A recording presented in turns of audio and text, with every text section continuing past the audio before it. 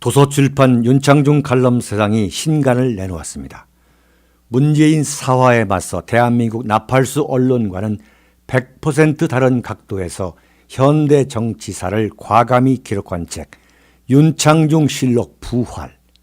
윤창중의 처절했던 3년간의 시련을 기록한 자전적 고백 피정에서부터 문재인의 비비린내 나는 정치 보복을 기록한 칼춤, 그리고 이번에 나온 부활까지 모두 5권 주문 판매되고 있습니다.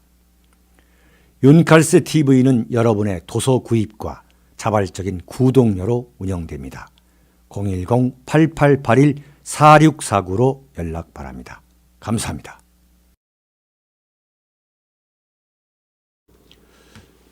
여러분, 박근혜 대통령의 변호인을 맡았던 우리 도태우 변호사와의 직격 인터뷰 제2부를 시작하도록 하겠습니다.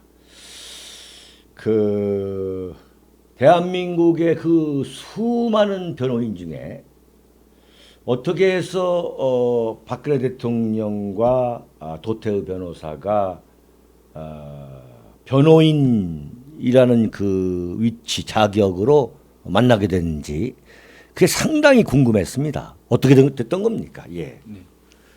굉장히 정말 운명적인 아하. 그런 부분 같은데요. 예. 예. 제가 사실 뭐 변호사가 늦게 된 그 사람이고, 그렇죠. 저는 원래 소설가로 등단을 했다가 참 진짜 예, 그렇더라고요, 예, 보니까. 네. 그랬다가 뭐 양반이 소설가. 예. 30대 중반에서야 소위 고시 공부를 시작해서 그렇게 늦깎이로 변호사가 되었고, 그러다 그러니까 보니 독학을 해가지고. 네, 뭐 법대를 다니지는 못했습니다. 그러니까요. 네네. 그랬는데 이제 가장 직접적인 계기라면은 태극기 집회에 제가 이제 연설을 하게 되고, 그렇죠. 또 탄핵의 오히려 위헌적인 적법 절차를 무시하고 파괴한 측면에 대해서 이제 여러 가지 발표를 했습니다. 유튜브도 그렇고, 네. 뭐 세미나, 국회에서 열리는 세미나라든지. 그러니까 그런- 탄기국 네. 그 태극 집회라는 게 네. 그 탄기국에서 했던 그 네네. 집회 나가서 네네. 연설을 한 거군요. 네네. 네. 근데 거기에는 어떻게 나가게 됐습니까? 탄기국 집회에 나가게 된 계기는 글쎄요, 최초는 예. 탄기국이 본격 가동되기 전 여의도 집회가 처음이었습니다. 그렇죠. 네, 여의도 집회에 처음에 나가게 됐습니다. 그때 이제 집회가 여의도에도 있었고 네. 서울역, 네. 동대문 네, 네. 그때부터 이미 뭐 이렇게 네. 각자가 나눠졌었죠. 네. 네네. 여의도에 나가셨군요. 최초에 여의도에 열릴 때 그때 나가서 연설을 했던 것이 아마 조금 좋다는 이야기가 있어서 아하. 다시 연사로 불리게 된 것 같습니다. 그렇군요. 네. 그래서 이제 연설을 이제 하고 있는데 네. 박근혜 대통령 쪽에서 연락이 온 겁니까? 어떻게 된 겁니까? 네, 그래서 이제 그 뒤에 이제 형사 변호인 처음에 합류하지는 못했고, 조금 먼저 구성된 뒤에 아무래도 형사 변호인단 좀 보강이 필요하고, 그랬죠. 예, 그렇게 되면서 좀 할 수 있겠느냐는 좀 연락이 왔습니다. 네. 그래서 제가 그렇지 않아도 탄핵의 부당성이라든지 그런 부분으로 많이 참 활동을 해오고 있었기 때문에 네. 그런 부분을 받아들여서 그래서 같이 합류해서 하게 됐습니다. 근본적으로 탄핵은 부당하다. 탄핵은 인민재판이다. 이제 그런 인식을 갖고 있는 변호인도 있고, 또 용기를 떠나서 네. 또는 어떤 뭐 그런 계기가 없어서 박근혜 대통령 변호인을 하고 싶은데 못하는 그 변호인 분들도 계시겠죠. 네. 그런데 그 정반대로 네. 박근혜 대통령은 탄핵을 당해 받아야 마땅하다라고 주장한 사람도, 그 변호인도 현실적으로 있었어요. 그런가요? 그렇죠. 그건 좀 모순될 것 같긴 해요. 그렇죠. 네. 그런데 우리 도 변호사님은 어떤 면에서 네. 박근혜 대통령에 대한 탄핵은 이건 말이 안 된다라고 네. 생각하신 거예요, 한번. 네.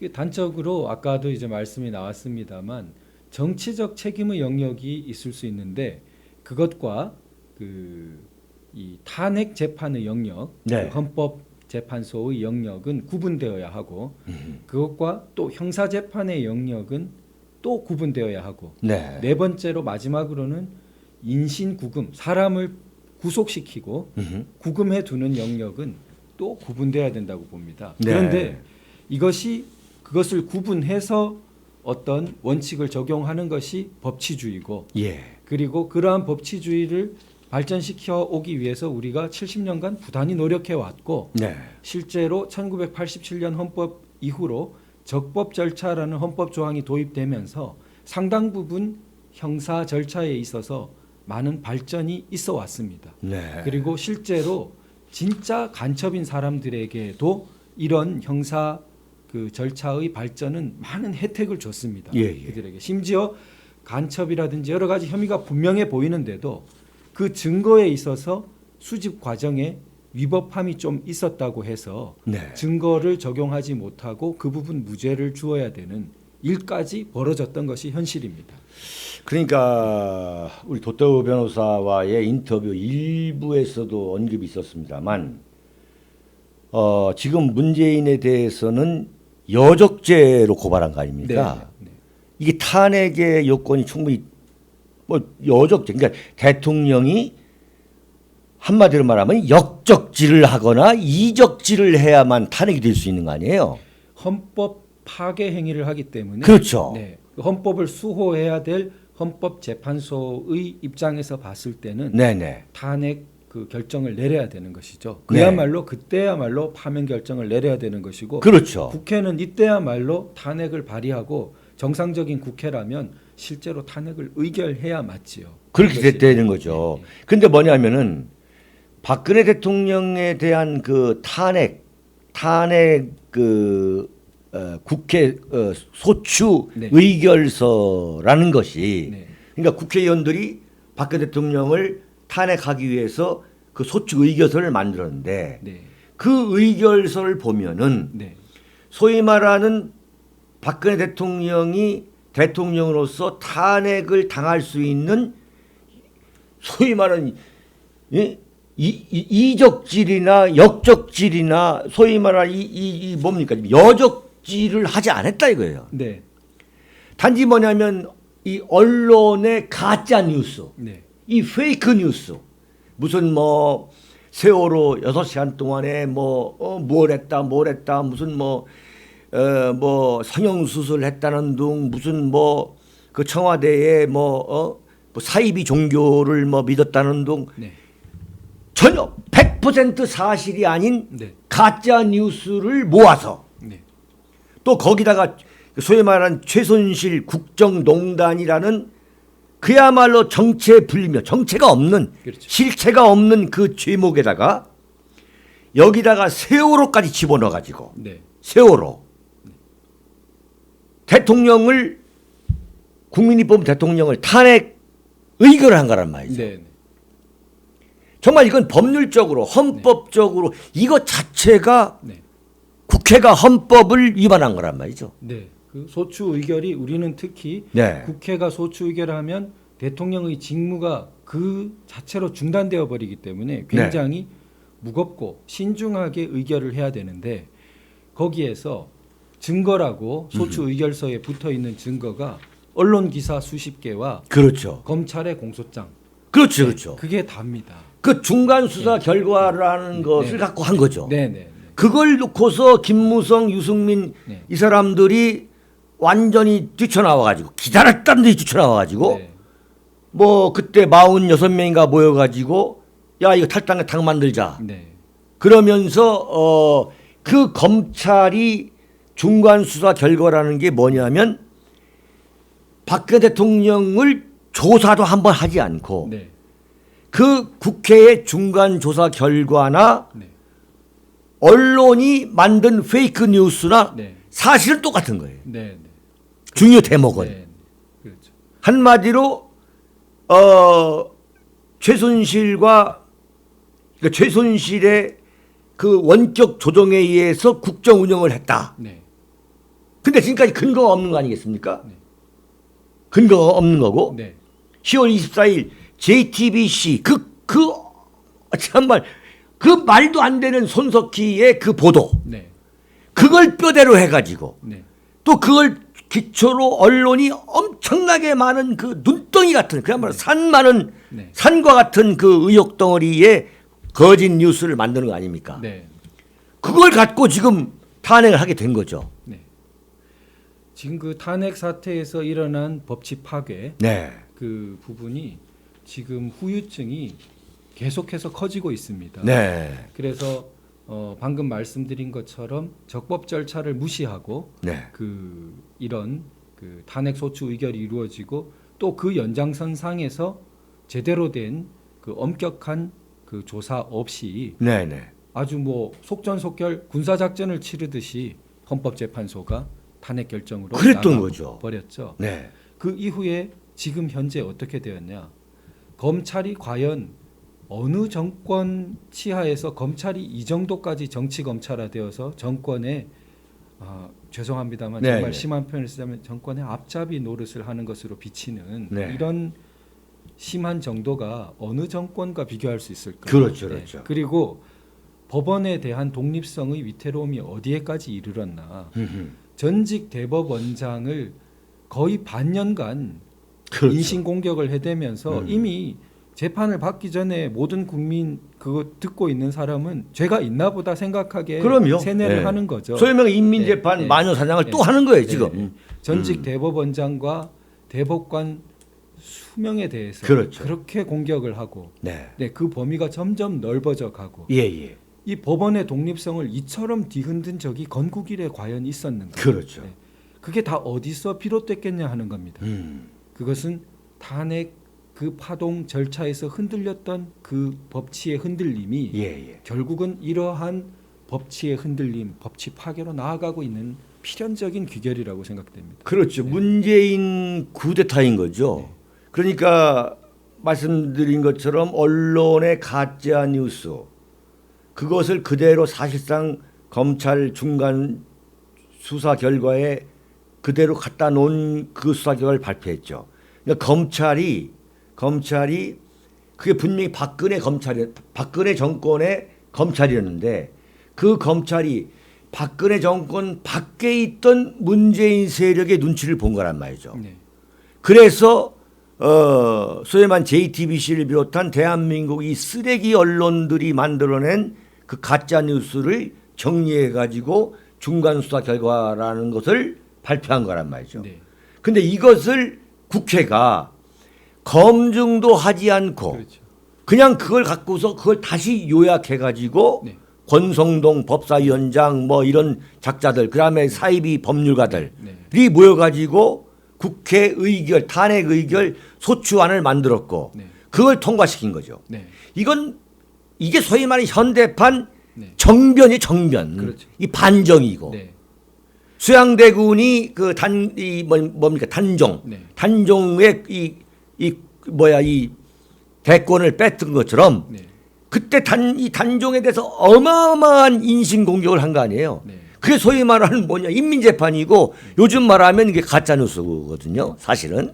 그러니까 탄핵 제도라는 것이 헌법 수호 제도로 네. 각국에 규정되어 있다 하더라도 미국 경우에 실제로 대통령을 탄핵시킨 사례는 없는 데서 보듯이 그렇죠. 선진국에서는 탄핵이 워낙 무겁기 때문에 네. 실제로 행하려면 조사 자체가 너무나 엄격하고 길게 이어질 수밖에 없고 그렇죠. 그 과정에 상당 부분 자정작용이 이루어지는 것이죠. 네. 후진국일수록 소위 그냥 속전속결 군사작전 하듯이 대통령 몰아내고 탄핵이 빈번하게 이렇게 그래서 일어나는데 정치 재판을 하는 거죠. 그렇죠. 그래서 우리가 어느 쪽으로 방향을 잡았어야 되는가를 생각하면 네. 그때 역사가 과연 전진했느냐 일시 후퇴했느냐를 판단할 수 있을 것으로 보입니다.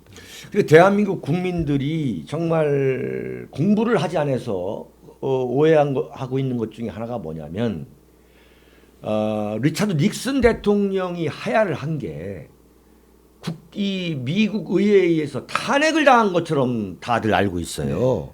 탄핵을 당한 게 아닙니다.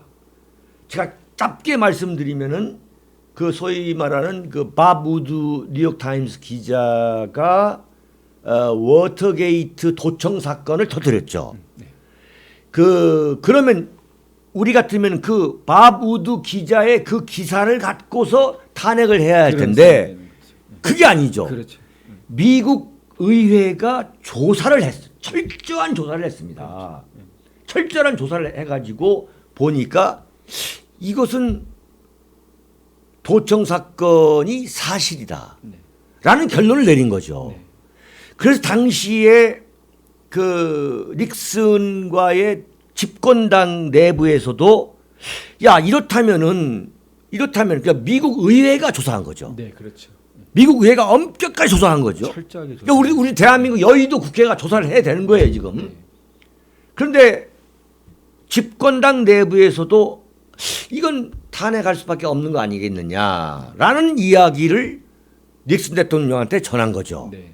이거 탄핵이 될 수밖에 없습니다. 네. 그랬더니 닉슨 대통령이 하야라는 결정을 한 거죠. 네. 왜냐 미국의 어떤 이 뭡니까 부정적인 이미지를 남기지 않겠다라는 차원에서 하야라는 길을 밟은 거예요. 네. 대한민국 국회는 그런 절차가 전혀 없는 상태에서 그렇죠. 그냥 이런 종이떼기 복사한 거 갖고서 네. 무슨 권성동, 박범계 뭐 이게 네. 이런 그야말로 사이비 법조인들이 사이비죠 분명히 이건. 네. 이건 명예훼손이 될 수가 없는 거예요. 법조인이라면 당연히 이건 저들이 조사위원회를 구성해가지고 그렇죠. 네. 그 조사위원회에서 국회 나름대로 조사를 했어야죠. 엄격하게 했어야 되는데 네. 더구나 지금 너무나 그 문제가 심각한 것은 그때에 벌써 뇌물죄라든지 이런 혐의를 거기다가 막 씌웠기 때문에 다 집어넣죠. 예, 그렇기 때문에 어떻게 되냐면 자기들의 정당성을 유지하기 위해서라도 네. 생사람을 잡게 되는 것입니다. 생선을 잡는 거죠. 예, 왜냐하면 네. 이미 거기서 뇌물죄라고 판단을 내렸기 때문에 예. 뒤에 와서 뇌물죄가 뒤집어지면 안 된다고 생각되니까 사실은 공정한 형사재판이 이루어질 수 없는 분위기를 다 네. 조성하게 되는 것입니다. 그렇죠. 그것이 결국 또 법치를 한 단계 더 파괴하게 되는 것이죠. 네. 그래서 아니, 예. 박근혜 대통령이 그 280억인가요? 뇌물 지금 재판에서 지금 선고 때 받았다고. 네. 280억을 받았으면은 그 280억을 어디다가 숨겨놓거나 뭐 땅을 파고 숨겨놨거나 뭐 은행에 집어놨거나 어떤 대리인한테 맡겨놨거나 해야 될 텐데 지금 280억이 아니라 28원도 그런 게 없잖아요. 네. 뇌물이 없잖아요 지금. 네. 이거 대한민국이 지금 이런 나라인 거예요. 자 그러나 지금 우리가 도태우 변호사님을 모신 이유가 뭐냐면 자 지금 시중에는 이런 분이 많습니다. 야 그거 말이야 더 이상 뭐 얘기할 필요 없어. 이미 다 끝난 거야. 그렇게 함으로써 대한민국은 발전을 못하는 거죠. 네. 자 우리는 끝까지 탄핵이 불법이었고 인민재판이었고 마녀사냥이라는 것을 우리가 밝혀야 되는 거예요. 네. 그러기 위해서는 뭐냐? 하루빨리 문재인 정권이 끝나도록 해야 할 것이며 반드시 문재인 정권 다음의 정권을 우리가 되찾아와야 한다 이거죠. 네. 이게 제대로 된 법치민주주의 국가에 같으면은 네. 그런 탄핵이 있을 수가 없는 거죠. 네. 그런 탄핵이 있을 수 없기 때문에 대한민국 국민들이 태극기를 들고 다 밖에 나온 거예요 지금. 예. 그래서 네. 우리 태극기 애국 국민들이 법치 수호를 말하고 하니까 저쪽이 좀 마음이 찔렸는지 촛불이 법치였다는 이상한 주장을 하기 시작했어요. 그렇죠. 네. 그들이 그 얘기 좀 말하는, 해보세요. 예. 그들이 말하는 촛불이 법치라는 것은 총칼을 쓰지 않고 대통령을 교체했지 않냐. 그것이 자기들이 말하는 법치라는 겁니다. 네.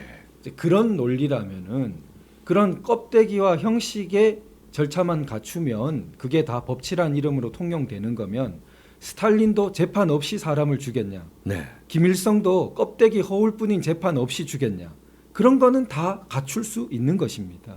그렇죠. 그러면은 그 허울만 갖췄다고 해서 법치란 이름으로 정당화될 수 있다면 모든 공산 전체주의 사회의 악행이 다 법치란 이름으로 받아들여질 수 있겠느냐? 네. 그래서 실질적인 법치주의가 우리가 지향하는 바입니다. 그 다 교과서들에서 가르치는 바고요. 네. 실질적인 법치주의는 이렇게 재판의 외관만 있어서는 안 되고 그 내에 내용이 실질적인 법의 정당성을 갖추어야 됩니다. 그런데 아까 전에 말씀하셨듯이 증거 조사 자체가 네. 언론 기사를 가지고 증거로 삼는 형국인데 그것이 어떻게 실질적인 조사가 이루어졌다고 할 수 있겠냐는 거죠. 네. 네.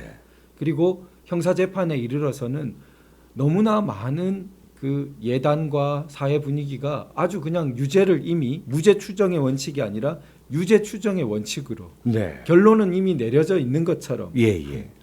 그리고 인신 구금의 문제에 있어서도 그 제대로 원칙을 지키지 않고 결국 편법으로 구금을 계속하는 그런 상황에까지 이르게 되었습니다. 그렇죠.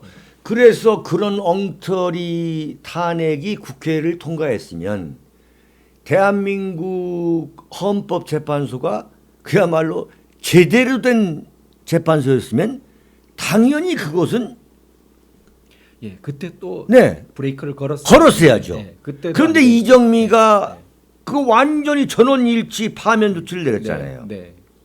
이게 정말 이건 이정미를 포함해가지고 당시에 8명의 그 헌재 재판관도 일말의 양심은 있을 거고 일말의 법적인 지식은 있을 겁니다. 네. 그런데 그때의 그 파면을 주도했던 네. 사람을 네. 사람들을 헌재소장에 시켰고 네. 내가 제일 잘한 것은 박근혜 대통령 탄핵한 거다. 네. 이런 사람이 헌재소장하다 얼마 전에 나갔잖아요. 네. 예? 그리고 그 전 소장, 네. 그 박모식이 소장은 내가 나가고 이정미가 이제 곧 이제 재판관 임기를 마치게 되니까 3월 10일 이전에 3월 12일이죠. 12일 이전에 네. 헌재가 판결을 해야 된다라고 하고서 나갔잖아요. 이- 아니 네. 대한민국 대통령의 이 목을 자르는 문제를 네. 헌법 재판관의 임기 때문에 자리 때문에 이걸 자른다는 게 언제까지 자른다는 게 이게 말이 되는 네. 이런 사이비들이 말이죠. 예. 재판 자체가 이 어떤 증거 조사가 할 것이 남아 있는데 네. 재판부 사정으로 그것을 딱 잘라서 예. 여기까지 기한을 정해서 한다는 것이 재판의 일반 원칙에 어긋나죠. 어긋난 네, 거죠. 그리고 형사 재판에서 어느 정도의 기한을 설정하고 있는 것은 사실은 피고인의 이익을 위해서입니다. 네. 그것도 헌법 재판도 그 어떤 비슷하게 적용될 수 있을 텐데요. 예, 예. 마치 이렇게 불이익을 결정을 내리게 되는 부분이니까요. 그 너무나 그게 지연되면 피고인의 지위로 갇혀 있을 수도 있고 또 예. 불안정한 지위가 계속 길어지니까 그래서 어느 정도의 기한을 설정하고 네. 있는 것입니다. 그런데 이것은 재판부 편의로 증거 조사를 더 해달라고 하는데 그걸 끊고 결정을 해버린다는 것은 재판의 일반 원리를 무시하고 파괴한 것이죠. 네. 참, 정말로 이제 억울한 누명을 쓰고 박근혜 대통령이 지금 감옥에 갇혀 계시는데 박근혜 대통령을 최근에는 만나본 일이 없으시죠? 제가 어떻습니까? 8월 초에 뵙고 그 뒤에 아직 못 뵀습니다. 아 이번 8월 초에. 네네네 한 2달 정도. 이제. 아하 네. 그때 무슨 이유였죠? 그때 제가 이제 민사 재판 대리를 하고 있으니까. 아 지금? 예. 아하. 예. 민사 재판 때문에 올 초에는 굉장히 이렇게 그 자주 예. 거의 매주 뵀던 적도 있었고요. 아. 네. 그런데 민사 재판의 진행이 네. 그 빨리빨리 그 되는 측면이 될 때도 있는데 또 그 조금 천천히 진행될 아하. 때도 있습니다. 그래서 지금 경우에 조금 천천히 진행되는 부분이 있어서 예, 예, 예. 그래서 그때 뵙고 지금 조금 아 그러셨군요. 예. 그러니까 박근혜 대통령이 우리 도 변호사를 이소위 미팅을 하시는군요. 예 민사 재판 대리인 자격으로 대리인 자격으로. 예, 근데 월에 몇 회 만날 수 지금 그 관심이 뭐냐면 건강. 네. 건강은 어떠셨습니까? 제가 8월 초에 뵀을 때는 물론 두 달 전이기 때문에 예, 그 사이에 또 변화가 있을 수 있고 그 부분은 제가 조심스럽습니다. 네, 그런데 네. 제가 8월 초에 뵀을 때는 이제 워낙 그때 날씨가 더웠기 때문에 아하. 예, 한창 무더울 때여서 보통 사람도 땀을 많이 흘려서 조금 이제 여유어 보일 수 있는 때였는데요. 아하. 예, 그래서 또 교도소 안은 무척 덥지 않습니까? 예, 예. 당연히 냉방 시설도 없고 그래서 조금 그 날씨가 선선할 때보다는 좀 여유어 보이시긴 여유가 했습니다. 있다. 그렇지만 뭐 구체적인 숫자로 이렇게 인터넷에 좀 도는 게 있었는데 음. 그런 부분은 제가 알지 못하는 부분이고요. 아. 그리고 그 한창 그 봄에 굉장히 안 좋아 보이신 적이 있었고 제가 그것을 인터넷에 좀 알린 적이 있었습니다. 봄에. 예, 예. 그때 올 제가 봄에. 왜 안 좋은 걸 알게 됐냐면은 그 접견할 때 보통 앉아서 당연히 이렇게 하시게 되는데 아. 그때 한 번은 너무 이제 허리 통증이 심하시니까 그 앉지를 못하신 거예요. 아하. 그래서 1시간 접견하는 동안 내내 서 계신 적이 있었습니다. 아하. 그래서 그때 무렵에 굉장히 안 좋으신 거를 제가 봤었고 이제 요번에 8월 초에서는 다행히 이렇게 앉아서 말씀 나누실 수 있는 정도는 되셨었습니다. 그 허리 디스크 때문에. 이 허리와 또 여러 가지 그 뭐 통증을 심하게 하는 요소가 있는 것 같습니다.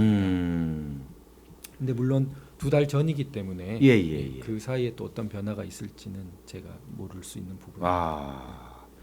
그런데 그러면 지금 두 달 전인데 올 봄에 그렇게 앉아 계시지 못하고 이제 이렇게 서서 네. 짚고서 짚지는 않고 이렇게 서서 그럴 때 상당히 좀 충격을 받으셨겠군요. 예, 저로서는 그때는 이거 참 이렇게 돼서 그러면은 다시 그 혼자 계시게 될 때는 얼마나 더 그 힘드시게 계시겠나 생각하고 그런 부분은 좀 그 인권적인 관점에서 집중적인 치료가 이루어져야 된다. 외부 시설로 그런 그 주장을 하고 그랬습니다. 그렇죠. 그런데 박근혜 대통령이 우리 도 변호사가 보시기에 너무나도 억울한 일인데 이 사실은 작년 10월 16일, 10월 6일 그 법치란 이름의 그 정치 보복이다. 그렇게 언급하신 이후에 지금까지 침묵하고 계시단 말이죠. 그 침묵하는 이유는 왜 그렇다고 보십니까? 이거 순전히 어떤 그 물어본 적이 있습니까? 글쎄 그 우선 예. 그 완전한 침묵은 아니신 것이 그때 그